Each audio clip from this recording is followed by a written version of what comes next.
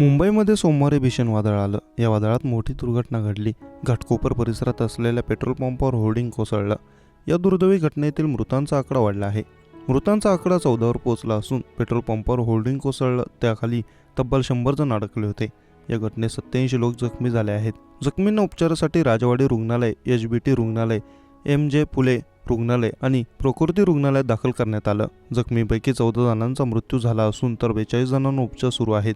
तर 31 जणांचा उपचारानंतर डिस्चार्ज देण्यात आला आहे. सोमवारी अवकाळी पावसाने मुंबई आणि आसपासच्या परिसरात धुमाकूळ घातला. दुपारनंतर वादळी वाऱ्यासह झालेल्या पावसामुळे नागरिकांना उन्हापासून दिलासा मिळाला असला तरी या पावसामुळे अनेकांची तारांबळही उडाली. मुंबईच्या घाटकोपर भागातल्या पेट्रोल पंपावर भीषण दुर्घटना घडली. पेट्रोल पंपावर मोठं होर्डिंग कोसळलं.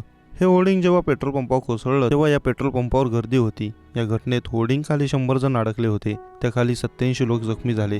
आतापर्यंत या घटनेत 14 जणांचा मृत्यू झाला असून 42 जणांना उपचार सुरू आहेत. तर 31 जणांना उपचारानंतर डिस्चार्ज देण्यात आला आहे. दरम्यान मुख्यमंत्री एकनाथ शिंदे यांनी दुर्घटना झालेल्या ठिकाणची पाहणी केली. तसेच रुग्णालयात जाऊन त्यांनी जखमींची देखील भेट घेतली आहे. झालेली घटना दुर्दैवी आहे. महापालिकेची यंत्रणा आणि राज्याची डिस्टार टीम रेस्क्यू ऑपरेशन करत आहे.